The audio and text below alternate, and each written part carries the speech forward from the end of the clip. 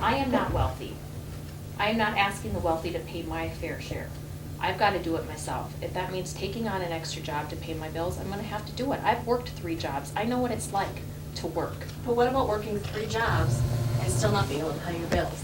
I'm saying, my husband and I, we can't pay all of our bills every month. We have to decide which ones we're going to pay. We're going to decide if we can get to work.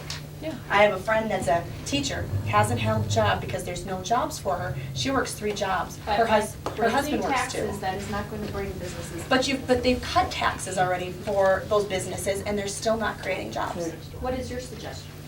We need to find a fair way. We need to increase taxes on those that make money.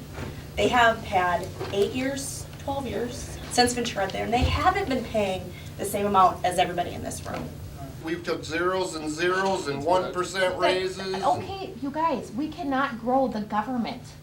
Okay, we need to slim back and cut back and grow the private sector. We need to grow the private sector. That's where the real jobs are, okay? They're saying that the men who fix these roads and fix these bridges, that's all public money. How is that not a real job? If it weren't for these men and women out here doing this work, 35W would not be rebuilt. That's me. Those are my people. Those are the jobs that we need. Bridges are real jobs. Repairing this beautiful Capitol is a real job. Creating jobs, the jobs bill. No, Even this if is it not a puts- bonding year. Even if it puts 28,000 people We are already, to work, we are already owing shovel-ready money. projects puts people back to work. This is not a bonding year, this is a budget year.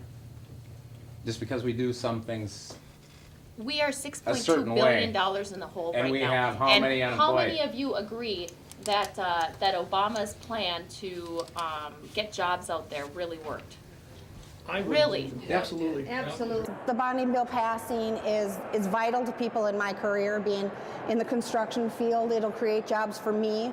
Hopefully the 500 brothers and sisters that are in my local alone need to go to work. We are the people who are out there. We're the people who are repairing and rebuilding the infrastructure of Minnesota. And when we're out working, the places that we're building, it's a trickle-down effect. Not only can we build places for people to work and have jobs, but when I have money, I'm putting more money back into society. I am going to the small businesses and buying their products and eating their food.